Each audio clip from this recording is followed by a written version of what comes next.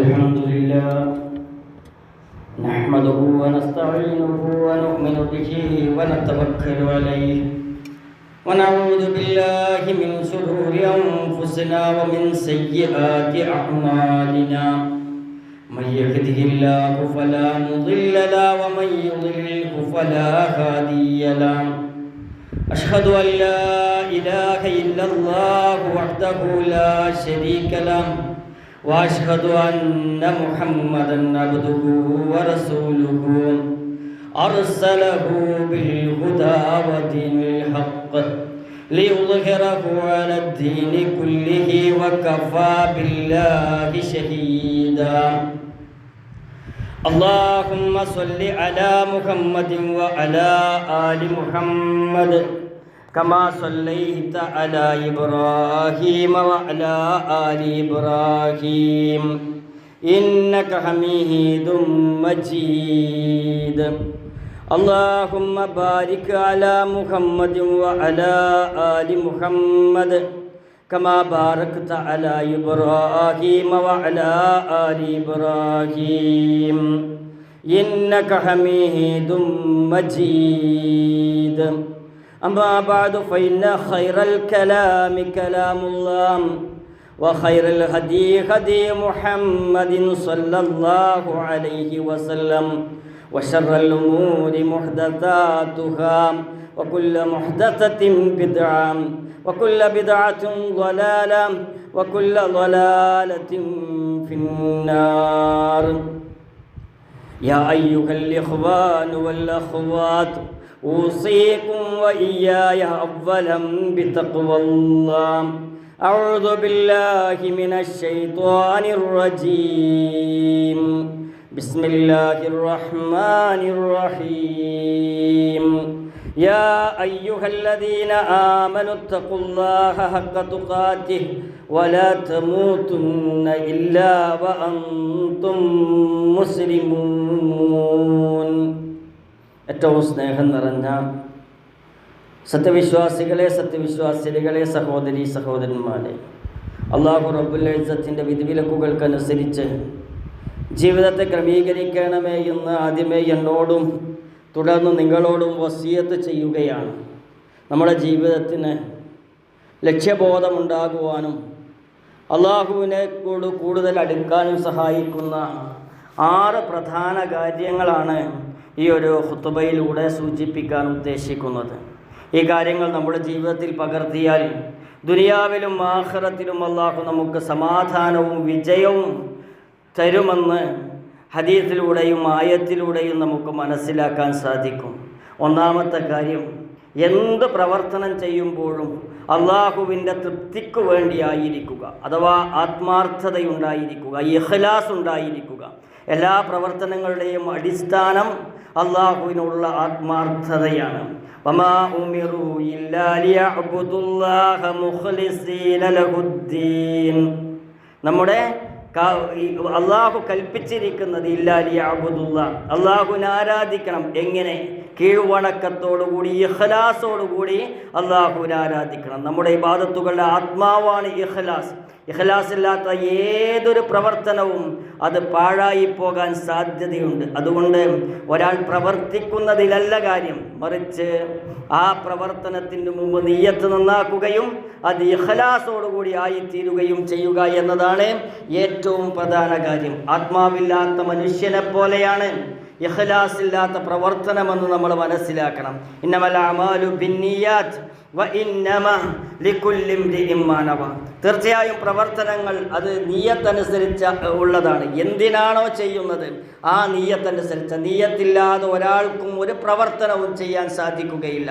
ആ നിയ്യത്തിനെ അള്ളാഹുവിലേക്ക് ആക്കി തീർക്കുക എന്നതാണ് ഇഖ്ലാസ്. ഒരു ദിർഹം ദാനം ചെയ്താലും സുബ്ഹി നമസ്കരിച്ചാലും ഹജ്ജ് ചെയ്താലും അതിൻ്റെ പിന്നിലുള്ള ഉദ്ദേശം അത് വ്യക്തമായും അള്ളാഹുവിൻ്റെ തൃപ്തിയായിരിക്കണമെന്നാണ് പറഞ്ഞത്. പടച്ചവനെ കാണിക്കാനാണോ പടപ്പുകളെ കാണിക്കാനാണോ എന്ന് സ്വയം ചോദിക്കണം. 5 നേരം നമസ്കരിക്കാൻ വരുന്ന ഒരാൾക്ക് വല്ലാത്ത അഭിമാനബോധം, ഞാൻ 5 നേരം നമസ്കരിക്കുന്നവനാണ്, എല്ലാവരും കാണുന്നുണ്ട് എന്ന് വിചാരിച്ചാൽ അയാളുടെ 5 നേരത്തെ അധ്വാനം പാഴായിപ്പോയി. എന്നാൽ എൻ്റെ റബ്ബ് കാണുന്നുണ്ട്, എൻ്റെ റബ്ബ് അറിയുന്നുണ്ട്, അത് രേഖപ്പെടുത്തുന്നുണ്ട്. അവനെല്ലാം കാണുന്നവനാണ്, എല്ലാം കേൾക്കുന്നവനാണ്, അവൻ്റെ മുമ്പിലാണ് ഞാൻ ജീവിക്കുന്നത് എന്നൊരു വിചാരത്തോടുകൂടി, എന്നൊരു വികാരത്തോടുകൂടി, എന്നൊരു ചിന്തയോടുകൂടി പ്രവർത്തനങ്ങളെ ജീവിതത്തിലേക്ക് എടുത്തു വെക്കുമ്പോഴാണ് ഇഖ്ലാസ് പൂർണ്ണമാവുക. ഇഖ്ലാസ് ഇല്ലാത്ത അമൽ കാറ്റിൽ പറക്കുന്ന കരിയിലയെ പോലെയാണ്. ഒരു ചെറിയ പ്രവൃത്തി പോലും ആത്മാർത്ഥതയുണ്ടെങ്കിൽ അത് സ്വർഗത്തിലേക്ക് എത്തിക്കും. ഒരാൾ ആ ഒരു റോട്ടിലേക്ക് ചാഞ്ഞു നിൽക്കുന്ന ഒരു കൊമ്പ് വെട്ടിയപ്പോൾ അയാൾ സ്വർഗത്തിൽ പ്രവേശിച്ചുവെന്ന് റസൂലുള്ളാഹി സ്വല്ലല്ലാഹു അലൈഹി വസല്ലമയിൽ നിന്ന് ഉള്ള സ്വഹീഹായ ഹദീസിൽ നമുക്ക് കാണാൻ സാധിക്കും. ദാഹിച്ചു വലഞ്ഞ നായക്ക് വെള്ളം കൊടുത്തത് ഒരു വേശ്യയായിരുന്നു. അവൾ സ്വർഗത്തിൽ പോയത് അവളുടെ ഇഖ്ലാസിൻ്റെ കനം കൊണ്ടായിരുന്നു എന്ന് ആ ഹദീസിനെ വിശദീകരിക്കുന്ന പണ്ഡിതന്മാർ പറയുന്നുണ്ട്. രണ്ടാമത്തെ കാര്യം പ്രാർത്ഥനകൾ വർദ്ധിപ്പിക്കുക, ദിക്റുകൾ വർദ്ധിപ്പിക്കുക എന്നുള്ളതാണ്. നമ്മുടെ ജീവിതത്തിൽ അള്ളാഹുവുമായി അങ്ങേയറ്റത്തെ ബന്ധമുണ്ടാകാനുള്ള രണ്ടാമത്തെ വഴിയാണത്. അള്ളാഹുവിനെ ധാരാളമായി സ്മരിക്കുക. ദിക്ർ എന്നത് കേവലം നാവ് കൊണ്ട് ചെല്ലുന്ന വാക്കുകളല്ല, മറിച്ച് അത് നമ്മുടെ ഹൃദയത്തിൽ അള്ളാഹുവുമായി ബന്ധപ്പെടുത്തുകയാണ്. അൽഹംദുലില്ലാഹി റബ്ബിൽ ആലമീൻ എന്നൊരാൾ പറയുമ്പോൾ അയാൾക്ക് കിട്ടിയ മുഴുവൻ അനുഗ്രഹവും മനസ്സിലേക്ക് കൊണ്ടുവന്ന് അൽഹംദുലില്ലാഹി റബ്ബിൽ ആലമീൻ എന്ന് പറയുന്നതും വെറുതെ അൽഹംദുലില്ലാഹി റബ്ബിൽ ആലമീൻ എന്ന് പറയുന്നതും വ്യത്യാസമുണ്ട്. ഫദ്കുറൂനി അദ്കുറുക്കും വഷ്കുറൂനി വലാ തക്ഫുറൂൻ. ആകയാൽ നിങ്ങൾ എന്നെ ഓർക്കുക, എങ്കിൽ നിങ്ങൾ ഞാനും ഓർക്കുന്നതാണ്. എന്നോട് നിങ്ങൾ നന്ദി കാണിക്കുക, നിങ്ങൾ എന്നോട് നന്ദികേട് കാണിക്കരുത്. അള്ളാഹു നമ്മളെ ഓർക്കാനുള്ള ഏറ്റവും വലിയ മാർഗമാണ് ദിക്ർ ചൊല്ലുക എന്നുള്ളത്. പ്രപഞ്ചനാഥനായ അള്ളാഹു നമ്മെ സ്മരിക്കും എന്നതിനേക്കാൾ വലിയൊരു ഭാഗ്യം വേറെ എന്തുണ്ട്? നാം വിജനമായ ഒരിടത്ത് നിന്ന് അള്ളാഹുവിനെ സ്തുതിക്കുമ്പോൾ, അള്ളാഹുവിനെ വാഴ്ത്തുമ്പോൾ, സുബ്ഹാനല്ലാഹ് പറയുമ്പോൾ, അള്ളാഹു അക്ബർ പറയുമ്പോൾ അള്ളാഹു നമ്മളെ ഒറ്റക്കോർക്കും. നമ്മളൊരു സദസ്സിൽ വെച്ച് ഓർക്കുകയാണെങ്കിൽ അള്ളാഹു മലായികത്തിൻ്റെ ഇടയിൽ നിന്ന് നമ്മളെ ഓർക്കുമെന്ന് ഹദീസുകളിൽ വന്നിട്ടുണ്ട്.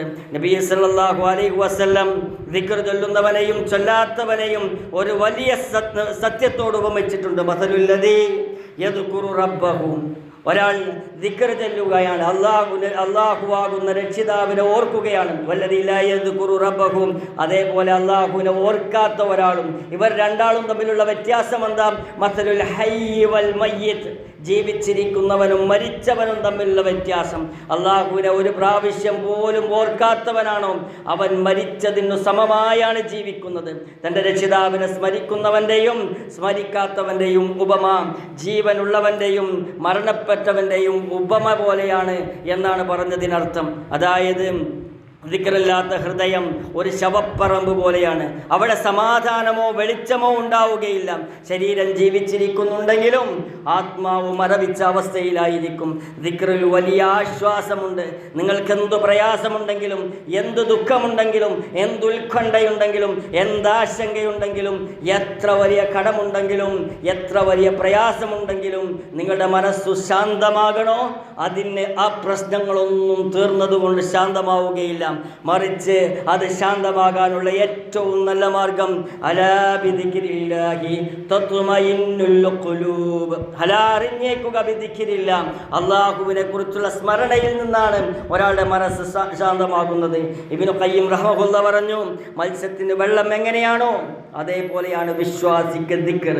വെള്ളത്തിൽ നിന്ന് ഒരു മത്സ്യം മാറ്റപ്പെട്ടാൽ അതിൻ്റെ അവസ്ഥ എന്താകുമോ അതേപോലെയാണ് വിശ്വാസിക്ക് ദിക്റില്ലാത്ത വിശ്വാസിയുടെ മനസ്സിൻ്റെ അവസ്ഥ.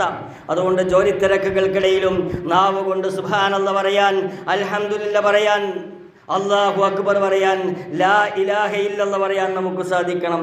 മൂന്നാമത്തെ കാര്യം നിസ്കാരത്തിൽ നിഷ്കർഷത പുലർത്തുക എന്നുള്ളതാണ്. അല്ലാഹുവുമായുള്ള ബന്ധം കൂട്ടുന്നതിൽ ഏറ്റവും പ്രധാനപ്പെട്ട കർമ്മമാണ് നമസ്കാരം. അത് മുനാജാത്താണ്, അള്ളാഹുവിനോടുള്ള രഹസ്യ സംഭാഷണമാണ്. നമുക്ക് കണ്ണു തന്ന, കാതു തന്ന, വായു തന്ന, വെള്ളം തന്ന അള്ളാഹുവിനോട് നേരിട്ട് സംസാരിക്കാനുള്ള അവസരമാണ് നമസ്കാരം. അള്ളാഹുവുമായുള്ള ബന്ധം കൂട്ടണമെങ്കിൽ നമസ്കാരം നന്നാക്കിയാൽ മതി. നിസ്കാരം കേവലം ഒരു ചടങ്ങല്ല, മറിച്ച് അത് അള്ളാഹുവുമായുള്ള ഒരു കണക്ഷൻ ഉണ്ടാക്കുകയാണ്.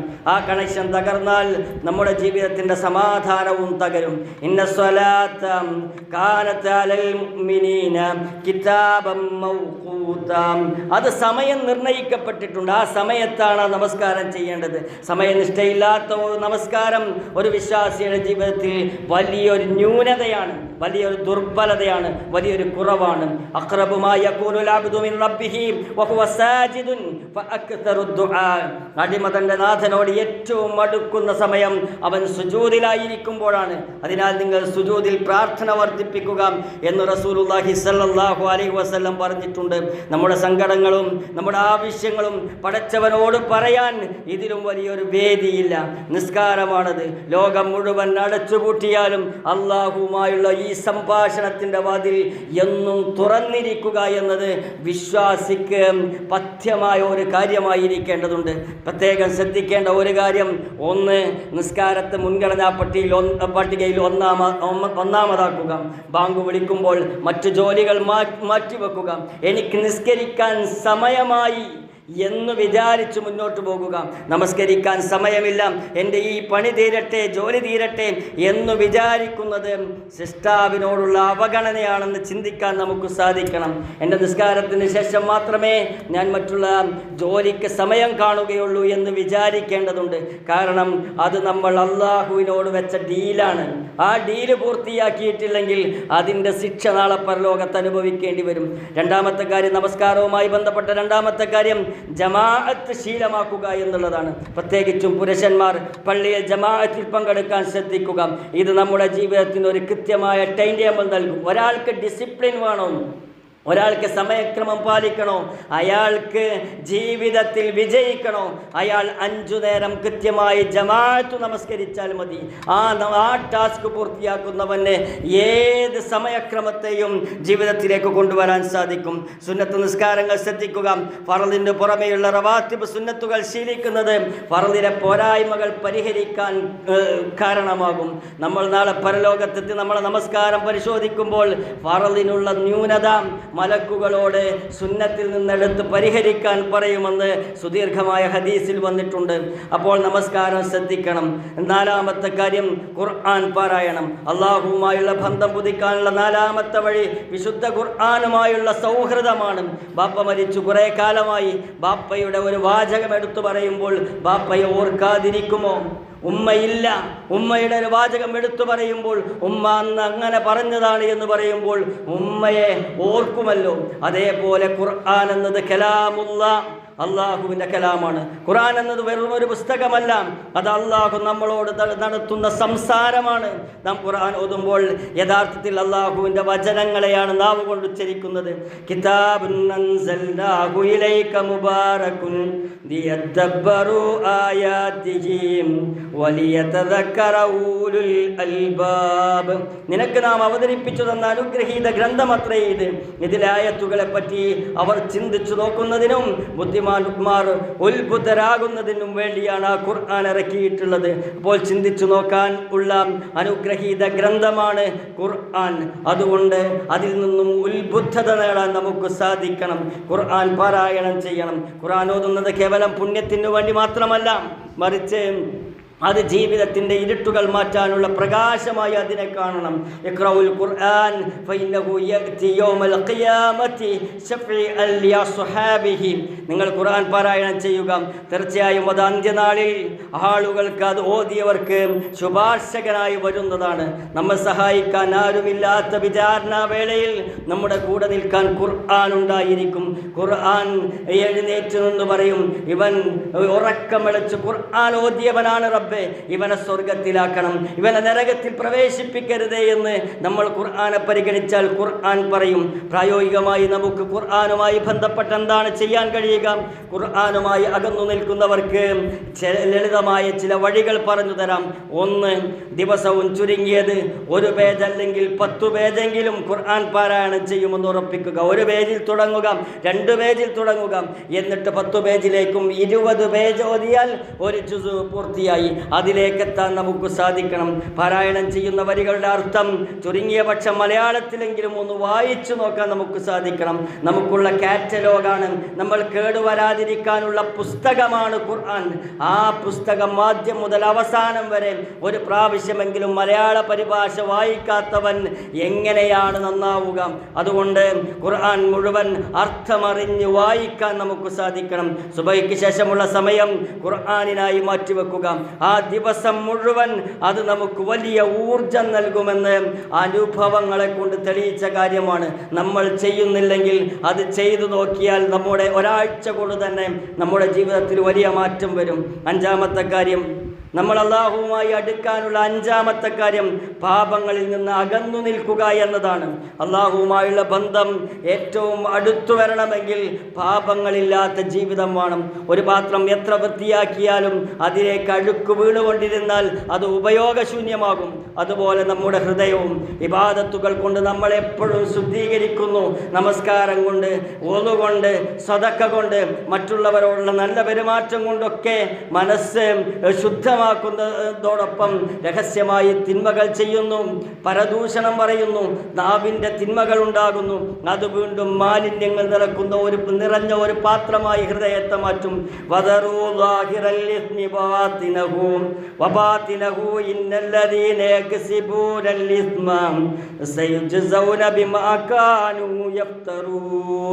പാപത്തിൽ നിന്ന് പ്രത്യക്ഷമായതും പരോക്ഷമായതും നിങ്ങൾ വെടിയണം. പ്രത്യക്ഷമായത് മാത്രമല്ല, പരോക്ഷമായതും വെടിയണം. പാപം സമ്പാദിച്ചു വെക്കുന്നവരാരോ അവർ ചെയ്തു കൂട്ടുന്നതിന് തക്ക പ്രതിഫലം തീർച്ചയായും അവർക്ക് നൽകപ്പെടുന്നതാണ്. നമ്മുടെ കണ്ണുകൾ കാണുന്നതും കാതുകൾ കേൾക്കുന്നതും കൈകൾ പ്രവർത്തിക്കുന്നതും എല്ലാം അല്ലാഹു അറിയുന്നുണ്ട്. നമ്മൾ ചെയ്യുന്നതിന് അല്ലാഹു സാക്ഷിയാണ്, രേഖപ്പെടുത്തുന്ന മലക്കുകൾ സാക്ഷിയാണ്, നമ്മുടെ ശരീരം സാക്ഷിയാണ്, നമ്മൾ നിൽക്കുന്ന ഇടം സാക്ഷിയാണ്. ഈ 4 സാക്ഷികൾ നാളെ പരലോകത്ത് വരുമെന്ന ഒരു ബോധം നമുക്കുണ്ടായിരിക്കണം. പാപങ്ങൾ ഹൃദയത്തെ എങ്ങനെ നശിപ്പിക്കുന്നു എന്ന് നബി സല്ലല്ലാഹു അലൈഹി വസല്ലം പറഞ്ഞു തന്നു. ഇന്നൽ അബ്ദ ഇദാ അഖ്താ ഖതീഅതഹു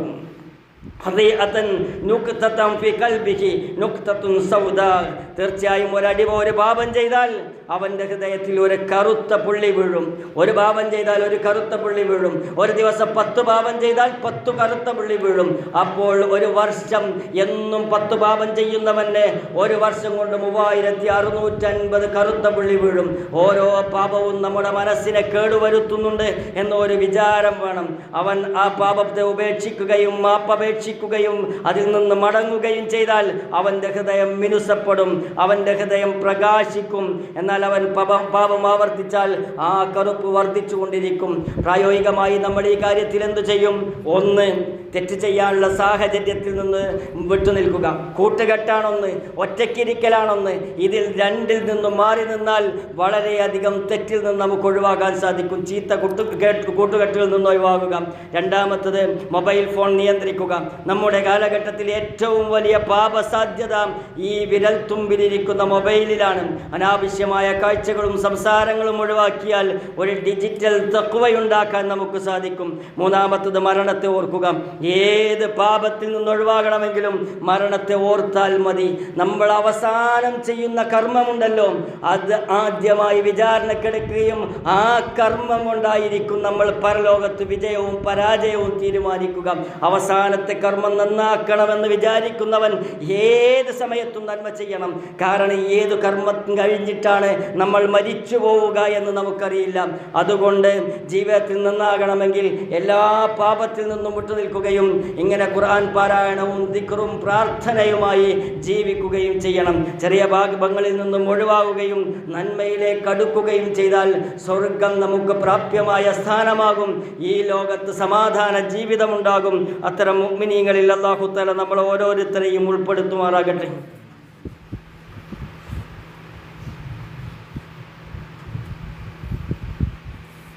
ബിസ്മില്ലാഹിർ അൽഹംദുലില്ലാ വസ്സലാത്തു വസ്സലാമു അലാ റസൂലിൽ അമീൻ വഅലാ ആലിഹി വസഹ്ബിഹി അജ്മഈൻ അമ്മാ ബഅദ്. ഒരിക്കൽ കൂടി റബ്ബിനെ സൂക്ഷിച്ച് ജീവിക്കണമേ എന്ന് എന്നോടും തുടർന്ന് നിങ്ങളോടും ഉപദേശിക്കുകയാണ്, വസിയത്ത് ചെയ്യുകയാണ്. നമ്മുടെ ജീവിതത്തിൽ അല്ലാഹുവുമായി അടുക്കാനുള്ള മാർഗങ്ങളാണ് നമ്മൾ പറഞ്ഞത്. ഒന്ന് ഇഖ്ലാസ്, രണ്ട് ദിക്ർ ചൊല്ലുക അല്ലെങ്കിൽ പ്രാർത്ഥന വർദ്ധിപ്പിക്കുക എന്നത്, മൂന്ന് നമസ്കാരത്തിൻ്റെ കാര്യത്തിൽ വലിയ ശ്രദ്ധ നമ്മൾ പുലർത്തേണ്ടതുണ്ട്, നാലാമത്തേത് ഖുർആൻ പാരായണം ശ്രദ്ധിക്കുക, അഞ്ചാമത്തേത് തിന്മകളിൽ നിന്നും പാപങ്ങളിൽ നിന്നും വിട്ടുനിൽക്കാൻ അങ്ങേയറ്റം ശ്രമിച്ച് മുന്നോട്ട് പോവുക, ആറാമത്തെ കാര്യം തിന്മയെ നന്മ കൊണ്ട് നേരിടുക. ഇതിലാണ് പല ആളുകളും പരാജയപ്പെടാറുള്ളത്. അള്ളാഹുവുമായുള്ള ബന്ധം നന്നാക്കാൻ പടപ്പുകളുമായുള്ള മനുഷ്യരുമായുള്ള ഇടപാടുകൾ നന്നാക്കണം. മനുഷ്യരോട് നല്ല ഇടപാട് നടത്താത്തവൻ ഒരിക്കലും അള്ളാഹുവോടുള്ള ബന്ധം നന്നാക്കാൻ സാധിക്കുകയില്ല. നമ്മൾ ഒരാളോട് മോശമായി പെരുമാറുമ്പോൾ പകരം നമ്മളോട് ഒരാൾ മോശമായി പെരുമാറുമ്പോൾ പകരം വീട്ടാനല്ല, മറിച്ച് വിട്ടുവീഴ്ച ചെയ്യാനാണ് അള്ളാഹു നമ്മളോട് കൽപ്പിക്കുന്നത്. ഇത് കേവലം ഒരു ധാർമ്മികതയല്ല, മറിച്ച് അള്ളാഹുവിൽ വലിയ പദവി ലഭിക്കുന്ന കാര്യമാണ് വിട്ടുവീഴ്ച എന്നത്. ലാ യസ്തവിൽ ഹസനതു വലസ്സയ്യാ ഇദ്ഫഅ ബില്ലതി ഹിയ അഹ്സനു ഫൈദല്ലദി ബൈനക വബൈനഹു അദാവതുൻ കഅന്നഹു വലിയ്യുൻ ഹമീം. നല്ലതും ചീത്തയും ഒരിക്കലും സമമാവുകയില്ല. ഏറ്റവും നല്ലതേതോ അതുകൊണ്ട് നീ തിന്മയെ പ്രതിരോധിക്കുക. അപ്പോൾ ഏതൊരുവനും നീയും തമ്മിൽ ശത്രുതയുണ്ടോ അവനതാ നിന്റെ ഉറ്റ ബന്ധുവായി തീരും. അങ്ങേയറ്റം ശത്രുതയോടുകൂടി ജീവിക്കുന്ന കുറേ കാലമായി ജീവിക്കുന്ന എത്ര ആളുകളുണ്ട്. ആർക്കെങ്കിലും നമ്മളോട് ശത്രുതയുണ്ടെങ്കിൽ അയാൾക്ക് കൈയടഞ്ഞുള്ള സഹായം, അയാളെക്കുറിച്ച് നല്ലത് മാത്രം പറഞ്ഞാൽ അയാൾ നമ്മുടെ ആളായി മാറുമെന്നാണ് ഖുർആൻ പറയുന്നത്. ഒരാൾ വിട്ടുവീഴ്ച ചെയ്യുന്നത് വഴി അള്ളാഹു അവൻ്റെ പ്രതാപമല്ലാതെ മറ്റൊന്നും വർദ്ധിപ്പിക്കുകയില്ല. വിട്ടുവീഴ്ച ചെയ്യുന്നവൻ ബലഹീനതയല്ല, തോൽവിയല്ല, അവിടെ നിന്നും തോൽവി സംബന്ധിച്ച് പിൻവാങ്ങലല്ല, മറിച്ച് വിട്ടുവീഴ്ച ചെയ്യുന്നതാണ് ഏറ്റവും വലിയ വിജയം. ക്ഷമയാണ് ഏറ്റവും വലിയ സമ്പത്ത്. അത് ശേഖരിക്കാൻ നമുക്ക് സാധിക്കണം. പ്രതികാരം ചെയ്യാതിരിക്കുക എന്നതാണ് വിട്ടുവീഴ്ച ചെയ്യുന്നതിൽ ഒന്നാമത് വേണ്ടത്. നമ്മെ ആരെങ്കിലും ചീത്ത പറഞ്ഞാൽ തിരിച്ചു പറയാൻ അവസരമുണ്ടായിട്ടും അള്ളാഹുവിനെ ഓർത്ത് മൗനം പാലിക്കുന്നുണ്ടെങ്കിൽ നമ്മൾ വലിയ ഭാഗ്യവാന്മാരാണ്. രണ്ടാമത്തേത് പിണക്കമുള്ളവരോട് മുൻകൈയെടുക്കുക. ആദ്യം സലാം പറയുക. ആരെങ്കിലും പിണങ്ങിപ്പോയാൽ അവനെ കണ്ടുപിടിച്ച് അവനോട് സലാം പറഞ്ഞ് ആ കാര്യം സോൾവ് ചെയ്യാൻ ശ്രമിക്കുന്നവനാണ് ആ രണ്ടുപേരിൽ ഏറ്റവും ഉത്തമനെന്ന് ഹദീസുകളിൽ വന്നിട്ടുണ്ട്. മറ്റുള്ളവർക്ക് ഗുണം ചെയ്യുക. നമ്മോട് അസൂയ കാണിക്കുന്നവർക്കോ നമ്മളെ വെറുക്കുന്നവർക്കോ ഒരു പ്രയാസം വരുമ്പോൾ നമ്മളെ സഹായിക്കാത്തവർക്കോ ഒക്കെ അങ്ങോട്ട് സഹായം ചെയ്ത് അവരുടെ ഹൃദയം മാറ്റി നമുക്ക് അനുകൂലമാക്കാൻ സാധിക്കണം. ക്ഷമശീലിക്കണം. കോപം വരുമ്പോൾ ചെയ്യേണ്ട കാര്യങ്ങൾ അതൊക്കെ ചെയ്യണം. ഒന്ന് മുഖം കഴുകിയാൽ മതി, നിൽക്കുകയാണെങ്കിൽ ഇരുന്നാൽ മതി, ഇരിക്കുകയാണെങ്കിൽ കിടന്നാൽ മതി, ഒന്നുവെടുത്താൽ മതി, ഔദു ചൊല്ലിയാൽ മതി. ഈ കാര്യങ്ങളൊക്കെ ചെയ്യുമ്പോൾ നമുക്ക് സൽസ്വഭാവിയായി മാറാൻ സാധിക്കും. മേൽ പറഞ്ഞ 5 കാര്യങ്ങൾ ചെയ്യുന്നവൻ ഈ 6ാമത്തെ കാര്യത്തിൽ അവന് എളുപ്പത്തിൽ വിജയിക്കാൻ സാധിക്കുമെന്ന് ധാരാളമായി ഹദീസുകളിൽ നിന്നും ഖുർആനിൽ നിന്നും നമുക്ക് മനസ്സിലാക്കാൻ സാധിക്കും. ചരിത്രങ്ങളിൽ നിന്നും ധാരാളം പാഠങ്ങൾ അതിനുണ്ട്. അതുകൊണ്ട് തന്നെ സൽസ്വഭാവിയായിരിക്കുക എന്നത് നാളെ സ്വർഗം കിട്ടുന്നതിന് അനിവാര്യമായ കാര്യമാണ്. വീട്ടുകാരോടാണ് ഏറ്റവും നല്ല നിലയിൽ പെരുമാറേണ്ടത്, നാട്ടുകാരോടല്ല എന്ന് മനസ്സിലാക്കണം. നാട്ടുകാരോട് പെരുമാറുന്നതിനേക്കാൾ നന്നായി വീട്ടുകാരോട് പെരുമാറുന്നവനായിരുന്നു പ്രവാചകൻ സല്ലല്ലാഹു അലൈഹി വസല്ലം. അതുകൊണ്ട് നാട്ടുകാരോടും വീട്ടുകാരോടും ഒരേപോലെ പ്രവാചകൻ സല്ലല്ലാഹു അലൈഹി വസല്ലമയുടെ സ്വഭാവം പകർത്തി ഒരേപോലെ പെരുമാറാൻ നമുക്ക് സാധിക്കണം. അങ്ങനെ സൽസ്വഭാവികളിൽ അല്ലാഹു തആല നമ്മളെ ഓരോരുത്തരെയും ഉൾപ്പെടുത്തുമാറാകട്ടെ. കടം കൊണ്ട് കഷ്ടപ്പെടുന്ന ആളുകൾക്ക് ഹലാലായ മാർഗത്തിലൂടെ കടം വീട്ടാനുള്ള നല്ല തൗഫീഖിനെ അല്ലാഹു തആല പ്രദാനം ചെയ്യുമാറാകട്ടെ. രോഗം കൊണ്ട് കഷ്ടപ്പെടുന്ന ആളുകൾക്ക് അല്ലാഹു തആല അവർ അനുഭവിക്കുന്ന പ്രയാസങ്ങൾക്ക് അർഹമായ പ്രതിഫലവും ശിഫാവും ആയച്ചിലും പ്രദാനം ചെയ്യുമാറാകട്ടെ. നമ്മിൽ നിന്നും മരിച്ചുപോയ ആളുകൾ അവരുടെ ഖബർ വിശാലമാക്കി അവരെയും നമ്മളെയും അവരുടെ ജന്നാത്തുൽ ഫിർദൗസിൽ അലയിൽ ഒരുമിച്ച് കൂട്ടുമാറാകട്ടെ. ربنا تقبل منا إنك أنت السميع العليم وتب علينا إنك أنت التواب الرحيم واغفر لنا يا غافر المذنبين. ربنا آتنا في الدنيا حسنة وفي الآخرة حسنة وقنا عذاب النار والحمد لله رب العالمين. اللهم صل على محمد.